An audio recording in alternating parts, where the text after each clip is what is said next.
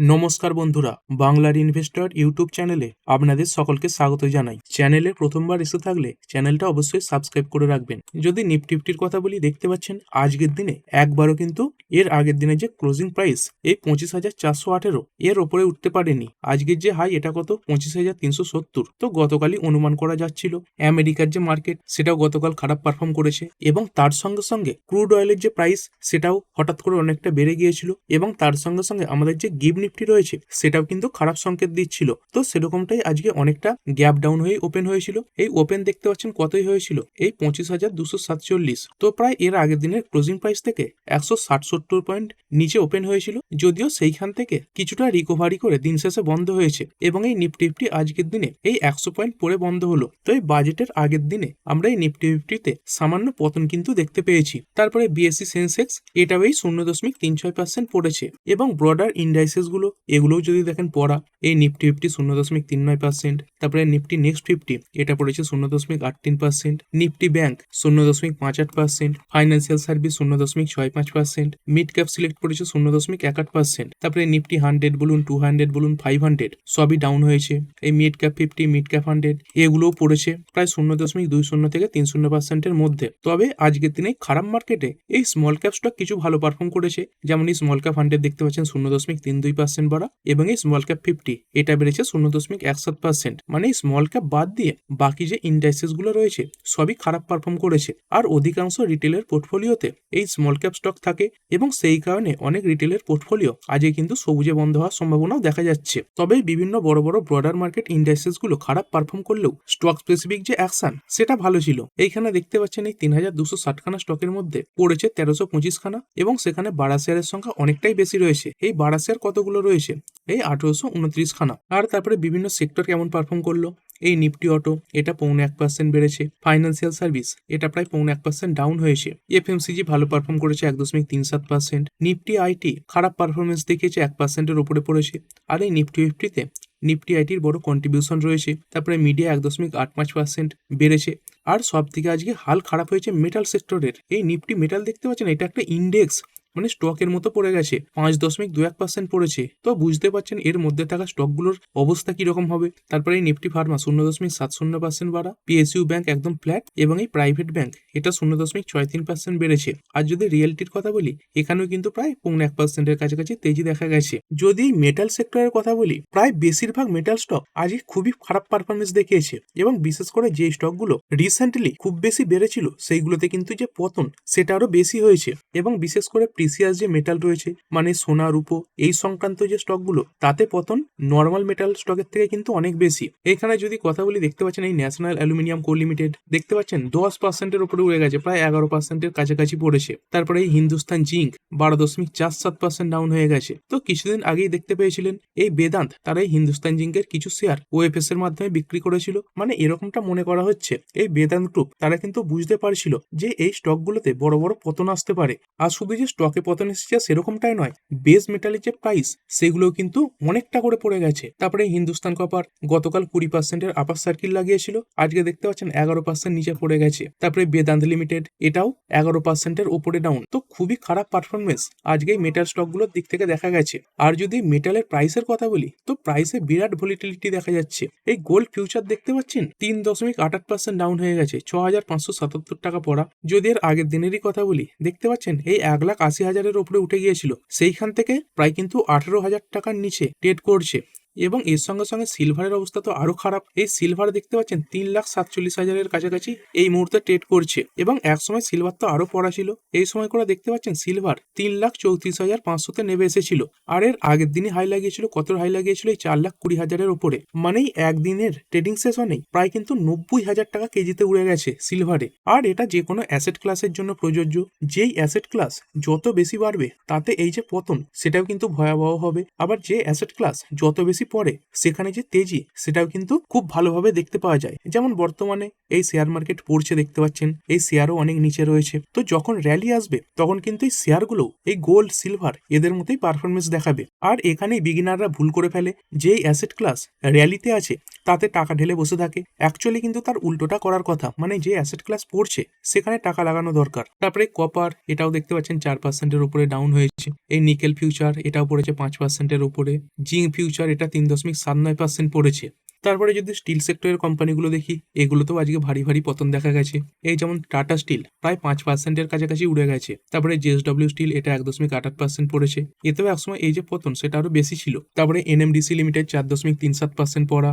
Sell এটাও পড়েছে 3.94%। এবং তার সঙ্গে সঙ্গে গোল্ড এবং সিলভারের যে ইটিএফ গুলো রয়েছে তাতেও ভারী ভারী পতন দেখা গেছে। যদি এই ইটিএফ এর কথা বলি, দেখতে পাচ্ছেন এই যে নিপ্পন ইন্ডিয়া সিলভার ইটিএফ রয়েছে প্রায় 20%-এর কাছাকাছি উড়ে গেছে। তারপরে এখানে দেখতে পাচ্ছেন এই কোটাক সিলভার ইটিএফ এটাও 20%-এর কাছাকাছি ডাউন। এবং এরই সঙ্গে সঙ্গে এই যে নিপ্পন ইন্ডিয়া ইটিএফ এটা গোল্ড পিস, তো গোল্ডে তো পতন কম হয়েছে সিলভারের থেকে, এবং সেই কারণে গোল্ড ইটিএফ এটাও কিন্তু কম পড়েছে। তবুও দেখতে পাচ্ছেন 10.5%-এর ওপরে পড়া। এরপরে চলুন আজকের মার্কেটের টপ গেনার এবং লুজার গুলো দেখে নিই। তো টপ গেনারের মধ্যে ওয়ান সোর্স স্পেশালিটি ফার্মা এটা দেখতে পাচ্ছেন 9.61% বেড়েছে। তারপরে সিগনেচার গ্লোবাল এটা 7.5%-এর ওপরে বাড়া। আর এই কোম্পানিটা ফেব্রুয়ারি মাসের 3 তারিখে তাদের যে নাম্বার সেটা পেশও করবে। তারপরে RHI ম্যাগনেসিটা এটা 6.80% বেড়েছে। GRAC এটা বেড়েছে 7%-এর ওপরে। তো কোম্পানির নাম্বারও স্ট্রং ছিল। যদি 5 দিনে দেখেন, দেখতে পাচ্ছেন আস্তে আস্তে প্রায় কিন্তু 20%-এর কাছাকাছি বেড়ে গেছে। এবং তার সঙ্গে সঙ্গে এই ডিফেন্স কোম্পানিগুলোতে একটা প্রি বাজেট র্যালিও দেখা যাচ্ছে।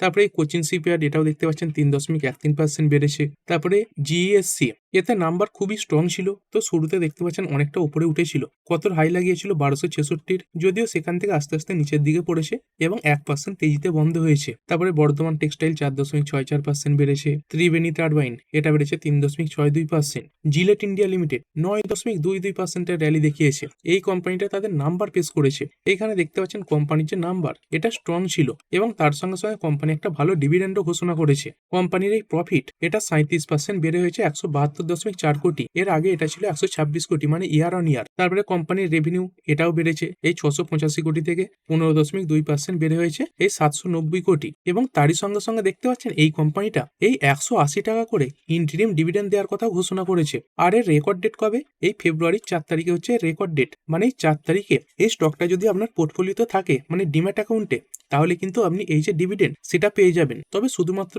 ডিভিডেন্ড পাওয়ার জন্য কোনো শেয়ারে টাকা লাগানো একদমই বোকামি, কারণ এই কোম্পানি যে ডিভিডেন্ড দিচ্ছে সেই ডিভিডেন্ডের যে টাকাটা সেটা কিন্তু শেয়ারের প্রাইস থেকেই মাইনাস হয়ে যায়। এই জন্যই দেখবেন রেকর্ড ডেটের পরের দিন, মানে এক্স ডেটে, শেয়ারগুলো কিন্তু সেই ডিভিডেন্ডের প্রাইসের কাছাকাছি নিচে পড়ে যায়। তো এরকম স্ট্রং নাম্বার এবং ডিভিডেন্ডের খবরে স্টকে কিন্তু ভালো তেজি এসেছে। তারপরে অ্যাগমে সোলার হোল্ডিং লিমিটেড 5.44% বেড়েছে। এরও নাম্বার স্ট্রং। দেখতে পাচ্ছেন কোম্পানিটা বেড়েছে Q3 রেজাল্টের কারণে। কোম্পানির যে রেভিনিউ এটা ইয়ার অন ইয়ার 54% বেড়েছে। তবে প্রফিট এটা মাত্র 1.5% বেড়েছে। রেভিনিউ ইয়ার অন ইয়ার 401 কোটি থেকে বেড়ে হয়েছে 617 কোটি। তো এই স্ট্রং রেভিনিউর পরে এই স্টকটাতে ভালো জাম্প এসেছে। তারপরে MCX এটা 6.37% পড়েছে। তো এই MCX এর কাজ কি? বিভিন্ন যে কমোডিটি রয়েছে সেইগুলো ট্রেডিং ফ্লোর প্রোভাইড করে দেওয়া। তো বর্তমানে দেখতে পাচ্ছেন, মানে আজকের দিনে এই যে মেটাল কোম্পানিগুলো খুবই খারাপ পারফর্ম করেছে। বিভিন্ন যে বেস মেটাল সেগুলোর যে প্রাইস সেখানেও বড় বড় ক্র্যাশ দেখা গেছে। আর স্বাভাবিকভাবেই এরকম পরিস্থিতিতে যারা ট্রেডিং ফ্লোর প্রোভাইড করে থাকে তাদের স্টকেও প্রেসার দেখা যায়। যেমন আমরা এমনি নর্মাল মার্কেটে দেখেছি, মানে শেয়ার মার্কেটে যেদিন এই শেয়ার মার্কেটে প্রেসার দেখা যায় সেদিন এই BSE বলুন, তার সঙ্গে সঙ্গে CDSL বলুন, মানে মার্কেট রিলেটেড যে কোম্পানিগুলো সেগুলো প্রেসারে থাকে। তো সেরকমটাই আজকে MCX এটাও দেখা যাচ্ছে। কারণ এই MCX এ কি হয়, সোনা বলুন, রূপো বলুন, এই নিকেল, জিঙ্ক এইগুলোর যে ট্রেডিং সেগুলো কিন্তু হয়ে থাকে। তারপরে NTPC গ্রিন এনার্জি প্রায় 6.63% ডাউন হলো। কোম্পানির নাম্বারটা খুবই খারাপ। কোম্পানির এই নেট প্রফিট দেখতে পাচ্ছেন এই ইয়ার অন ইয়ার 74% ডাউন হয়ে গেছে। যদিও কোম্পানির এই টোটাল ইনকাম এটা বেড়েছে 581.46 কোটি থেকে বেড়ে হয়েছে 684 কোটি। কোম্পানি এর আগের বছর সেম কোয়ার্টারে প্রফিট পোস্ট করেছিল 65.61 কোটি, আর এবারে কত পোস্ট করেছে এই 17.32 কোটি। তো এই প্রফিট পড়ে যাওয়ার কারণে এই স্টকটাতেও বড় প্রেসার এসেছে। তারপরে MMTC লিমিটেড এটাও মূলত সোনা রূপো এদের সঙ্গে রিলেটেড। এখানে প্রায় 6.5%-এর কাছাকাছি পতন দেখা গেছে। তারপরে HEG লিমিটেড এটা পড়েছে 5.26%। অম্বুজা সিমেন্টস লিমিটেড প্রায় 5%-এর কাছাকাছি সাডেন ক্র্যাশ দেখা গেছে। কি কারণে বললো, দেখতে পাচ্ছেন কোম্পানিটা তাদের রেজাল্ট পোস্ট করেছে। কোম্পানির এই যে প্রফিট এটা ইয়ার অন ইয়ার 91% পড়ে গেছে। তবে কোম্পানির রেভিনিউ এটা বেড়েছে। কোম্পানির যদি প্রফিটের কথা বলি, 2158 কোটি থেকে প্রফিট পড়ে হয়েছে মাত্র 204 কোটি। তবে এই যে রেভিনিউ এটা 8,498 কোটি থেকে 20% বেড়ে হয়েছে 10,181 কোটি। তো এই প্রফিটে খুব খারাপ পারফরমেন্স কোম্পানি দেখিয়েছে। এরপরে চলুন দেখে নিই কিছু কোম্পানি তাদের Q3 নাম্বারের করার কারণে আজকে ফোকাসে ছিল এবং বড় বড় পারফরমেন্সও দেখিয়েছে। যেমন সুইগি দেখতে পাচ্ছেন 3.89% ডাউন হয়েছে। কোম্পানির এই যে রেভিনিউ এটা তো বেড়েছে, কিন্তু কোম্পানির যে লস সেটা কিন্তু প্রায় 32% পর্যন্ত বেড়ে গেছে। এই লসের দিক থেকে দেখতে পাচ্ছেন 803 কোটির লস বেড়ে হয়েছে 1065 কোটি। তবে এই যে রেভিনিউ এটা বেড়েছে 3993 কোটি থেকে বেড়ে 6148 কোটি। তারপরে আইটিসি লিমিটেড 1.16% বাড়া, গতকালই নাম্বার এসেছিল। তবে দেখতে পাচ্ছেন বিভিন্ন যে ব্রোকাররা তারা কোম্পানির যে টার্গেট প্রাইস সেটা কমিয়ে দিয়েছে। কি কারণে কমিয়েছে? কারণ সিগারেটের যে প্রাইস হাইক হয়েছে সেই কারণে কোম্পানির যে ব্যবসা সেখানে কিছুটা প্রেসার আসতে পারে, এটাকে কারণ হিসাবে দেখিয়ে এই যে টার্গেট প্রাইস সেটা কিছুটা কমিয়েছে। তারপরে 197 কমিউনিকেশন বাই পেটিএম 3.26% পড়েছে। যদিও কোম্পানির নাম্বার মোটামুটি ভালোই ছিল। কোম্পানির এই নেট প্রফিট এটা এসেছিল 225 কোটি। এর আগের বছর সেম কোয়ার্টারে কোম্পানি 208 কোটি লস পোস্ট করেছিল। তবুও দেখতে পাচ্ছেন মার্কেট এই নাম্বারটাকে ভালোভাবে কিন্তু নেয়নি। তারপরে অ্যালাইড ব্লেন্ডার্স প্রায় 8.5%-এর উপরে বেড়েছে। এই কোম্পানিটা অ্যালকোহল সেগমেন্টে কাজ করে। তবে শুরুর সময় স্টকটা পড়েছিল দেখতে পাচ্ছেন ফলস অন প্রফিট বুকিং। এখানে দেখতে পাচ্ছেন শুরুতে লালেতেই ওপেন হয়েছিল, তারপরে আস্তে আস্তে বড় রিকভারি দেখিয়েছে। তবে এই আইসিআইসিআই সিকিউরিটি এরা কিন্তু কোম্পানির যে টার্গেট প্রাইস সেটা কাটও করে দিয়েছে। তবে দেখতে পাচ্ছেন কোম্পানির এই যে কোয়ার্টার 3 রেজাল্ট এটা কিন্তু মার্কেটের অনুমানের কাছাকাছি এসেছিল। কোম্পানির এই রেভিনিউ ইয়ার অন ইয়ার 2.8% বেড়েছে, 974 কোটি থেকে বেড়ে 1003 কোটি। এবং কোম্পানির প্রফিট এটা ইয়ার অন ইয়ার 10.9% বেড়েছে, এই 57 কোটি থেকে বেড়ে 63.7 কোটি। তারপরে ইন্ডিজেন লিমিটেড 3%-এর উপরে বেড়েছে।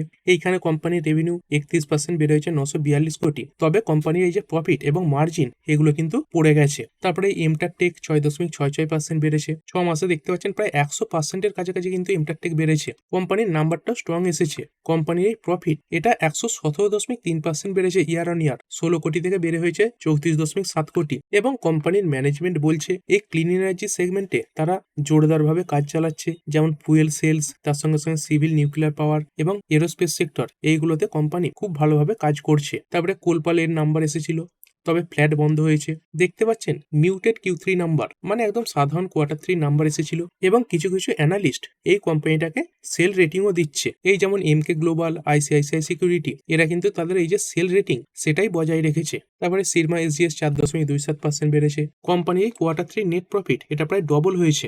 এই 53 কোটির নেট প্রফিট বেড়ে হয়েছে 110.3 কোটি। এবং কোম্পানির টোটাল রেভিনিউ এটাও বেড়েছে 895 কোটি থেকে বেড়ে 1274 কোটি। এখানে 43% জাম দেখা গেছে। তারপরে ভোল্টাস লিমিটেড 1.93% পড়েছে। কেমন ছিল কোম্পানির নাম্বার? কোম্পানির এই যে কোয়ার্টার 3 মার্জিন সেটা তো বেশি এসেছে, কিন্তু দেখতে পাচ্ছেন এই বিভিন্ন ব্রোকাররা এই কস্ট এবং ডিমান্ড এই ব্যাপারটা নিয়ে সতর্কতাও জারি করেছে। তারপরে ডাবর ইন্ডিয়া লিমিটেড 0.1% পড়ে বন্ধ হয়েছে। কোম্পানির নেট প্রফিট এটা ইয়ার অন ইয়ার 7% বেড়েছে, বেড়ে হয়েছে 560 কোটি। এবং কোম্পানির রেভিনিউ এটা 6% বেড়েছে। তো মিউটেড নাম্বার ছিল কোম্পানির। তারপরে কিউপিল লিমিটেড 2.51% বেড়ে বন্ধ হয়েছে। তবে একসময় এই তেজি প্রায় 12 থেকে 13%-এর কাছাকাছি ছিল। এখানে দেখতে পাচ্ছেন কোম্পানির এই কোয়ার্টার 3 আর্নিং এর পরে বেড়েছে এবং তার সঙ্গে সঙ্গে কোম্পানি 4:1 অনুপাতে এই বোনাস ইস্যু দেওয়ার ব্যাপারেও ঘোষণা করেছে। কোম্পানির এই নেট প্রফিট দেখতে পাচ্ছেন 33 কোটি এসেছে, যেটা ইয়ার অন ইয়ার 196% বেশি এবং কোয়ার্টার অন কোয়ার্টার 36% বেশি। এবং টোটাল ইনকাম এটা এসেছে 104 কোটি। এটাও যদি দেখেন এটাও কিন্তু 106% বেড়েছে। তারপরে নাম ইন্ডিয়া এটা 1.5%-এর উপরে বাড়া। এইখানে কোম্পানির নাম্বার মোটামুটি স্ট্রং ছিল এবং বিভিন্ন যে ব্রোকার তারা কিন্তু বুলিশ মনোভাবই বজায় রেখেছে। কোম্পানির এই কনসোলিডেটেড নেট প্রফিট এটা 37% বেড়েছে, 295.4 কোটি থেকে বেড়ে 404 কোটি। তারপরে এই অ্যাসেট আন্ডার ম্যানেজমেন্ট বা AUM এটাও বেড়েছে 7 লাখ কোটি থেকে বেড়ে 8.16 লাখ কোটি। তারপরে টাটা মোটরস লিমিটেড তো কিছু এককালীন খরচার জন্য কোম্পানির যে প্রফিট সেটা তো পড়ে গেছে, কিন্তু অ্যাকচুয়ালি কোম্পানির নাম্বার ভালো এসেছে। কিছুটা প্রেসার আজকের দিনে যদিও দেখা গেছে প্রায় 3.5%-এর কাছাকাছি পড়েছে। তবে দেখতে পাচ্ছেন এই নাম্বারের পরেও বিভিন্ন যে ব্রোকারেজরা রয়েছে তারা কিন্তু 20% আপসাইডের টার্গেটও দিচ্ছে। তারপরে মনপ্পুরম ফাইন্যান্স লিমিটেড এমনিতে গোল্ডের প্রাইসে প্রেসার দেখা গেছে এবং সেই কারণে এই গোল্ড লোন সেক্টরে কাজ করা কোম্পানিগুলোতেও প্রেসার দেখা যায়, 4%-এর উপরে পড়েছে। এবং তার সঙ্গে সঙ্গে কোম্পানির নাম্বারও কিন্তু ভালো ছিল না। কোম্পানির এই প্রফিট এটাও পড়েছে। এই যে নেট ইন্টারেস্ট ইনকাম এটাও একদম ফ্ল্যাট থেকেছে। তবে কোম্পানি ডিভিডেন্ড দেওয়ার ব্যাপারে ঘোষণা করেছে। এই কোম্পানি এক একটা শেয়ার পিছু 50 পয়সা করে ডিভিডেন্ড দিতে চলেছে এবং এর রেকর্ড ডেট কবে রয়েছে? ফেব্রুয়ারি 6 তারিখে। তারপরে নেসলে ইন্ডিয়া লিমিটেড মার্কেট চলাকালীন নাম্বার এসেছে এবং তারপরে 3.5%-এর উপরে বেড়েছে, খুবই স্ট্রং নাম্বার পেশ করেছে। কোম্পানির নেট প্রফিট 46% বেড়েছে, বেড়ে হয়েছে 1018 কোটি এবং তার সঙ্গে সঙ্গে রেভিনিউ এটাও 19% বেড়েছে। তো বড় সাইজের কোম্পানি 1,28,000 কোটি মার্কেট ক্যাপ রয়েছে এবং এত বড় মার্কেট ক্যাপ কোম্পানির এই যে নাম্বারটা, এটা কিন্তু খুবই স্ট্রং হিসেবে ধরা হচ্ছে। কোম্পানির রেভিনিউ, স্ট্যান্ডালোন যে রেভিনিউ রয়েছে, এটাই 4,779 কোটি থেকে বেড়ে হয়েছে 5,667 কোটি, প্রায় 18.56% জাম দেখা গেছে। আর এরপরে যদি নিফটি ফিফটির কথা বলি, তো 25টা কোম্পানি পজিটিভে এবং 25টা নেগেটিভে বন্ধ হয়েছে। আর কোনগুলো ভালো এবং খারাপ পারফর্ম করলো, এখানে নেসলে ইন্ডিয়া টপ রয়েছে, 3.46% বেড়েছে। টাটা কনজিউমার 2.24%, অ্যাপেলো হসপিটাল 2.19% বেড়েছে। মাহিন্দ্রা অ্যান্ড মাহিন্দ্রা 1.77% এবং আইটিসি বেড়েছে 1.16%। আর পড়েছে কোনগুলো, হিন্ডালগো প্রায় 6%-এর কাছাকাছি পড়া। তারপরে টাটা স্টিল 4.88% ডাউন হয়েছে। কোল ইন্ডিয়া পড়েছে 3.46%, ওএনজিসি 2.66% এবং আইসিআইসিআই ব্যাংক পড়েছে 1.92%। তো এই ভিডিওটা এখানেই শেষ করছি। পরের ভিডিওতে আরো কিছু স্টক স্পেসিফিক আলোচনা করা হবে। তো ঠিক আছে বন্ধুরা, আশা করছি ভিডিওটা আপনাদের ভালো লেগেছে। আপনি চাইলে এটাকে লাইক এবং শেয়ার করতে পারেন। আর শেয়ার মার্কেট সংক্রান্ত ডেইলি নিউজ আপডেট পেতে চ্যানেলটা সাবস্ক্রাইব করে রাখবেন এবং পাশে থাকা বেল আইকনটি টিপে অল অবশ্যই সিলেক্ট করে রাখবেন, যাতে পরবর্তী ভিডিওর নোটিফিকেশন আপনার কাছে সময় মতো পৌঁছে যায়। আর হ্যাঁ, ভিডিওটি শুধুমাত্র ইনফরমেশন এবং এডুকেশনাল পারপাসের জন্য বানানো হয়েছে। আমি সেবি রেজিস্টার্ড নই, তাই কোনো প্রকার শেয়ারে কোনো প্রকার বাই, সেল, হোল্ড বা অ্যাভারেজ করার কোনো সিদ্ধান্ত নেওয়ার আগে আপনার যে ফাইন্যান্সিয়াল অ্যাডভাইজার আছে তার সঙ্গে অবশ্যই আলোচনা করবেন। দেখা হচ্ছে পরের ভিডিওতে। ধন্যবাদ।